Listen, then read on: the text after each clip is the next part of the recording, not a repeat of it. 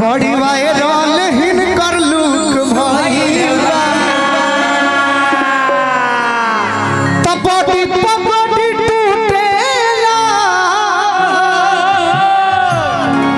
आ जब मारेली ठुमका पे जो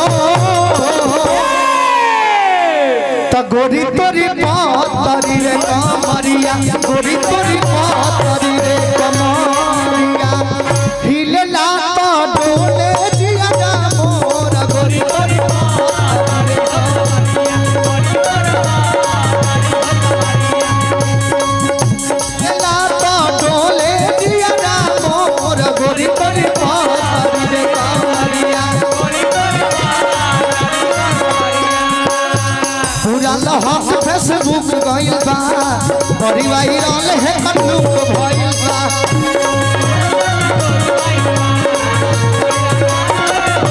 पूरा लहक फेसबुक गइल बा बड़ी वायरल है कन्नुक भइल बा पगड़ी पगड़ी टूटेला पगड़ी पगड़ी टूटेला जब मारेला ठुमका बेजो तो गोरी तोरी तबला से तो नाएगा गोरी तोरी पातरी रे कमरिया गोरी तोरी पातरी रे कमरिया हिलला तो डोले जिया जा मोर गोरी तोरी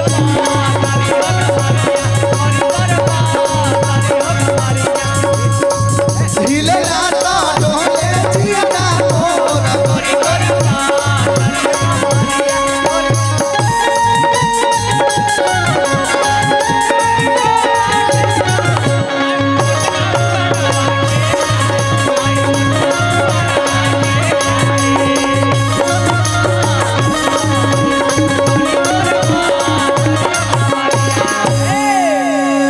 बहुत सारा गाना बागर सब गावल जाए तो काफी समय हो जाए और ये सच्चाई बा राहुल भैया। हाँ रात खत्म हो जाए प्रिंस भैया भैया इतिहास अपने आप को एक बार दोहराता है। हाँ हाँ ये सच्चाई है सच्चाई है। देखिए किसी जमाने में हम लोग कपड़ा फट जाता था उसको पेवन साट कर पहनते थे। हाँ हाँ हाँ पहनत रह नहीं जानो हाँ पहले फाट जाता रहे तो ओकरा के रफू कराओ तो नहीं आज शौक से ओकरा के फाटल खरीद खरीद के पहनत। एगो जमाना रहे कमांडर इतना हल्ला कइले रहे जेने देखो कमांडरे चले। हाँ लोग छत पर झुलटुक भाई हमारा जेने देखा जाए उन्हें कमांडरे चले। और फिर इतिहास अपने आप के दोहरौलक कि वो कमांडर फिर तनी सा मॉडलाइज बन के थार बन के आ गए। हाँ हाँ हाँ अदन जेने देखी ओकर नहीं डिमांड बा पहले अतने ना बहुत कुछ ऐसा चीज बा जो हम पुरानका के मिक्स करके नया में ले आवल जाता।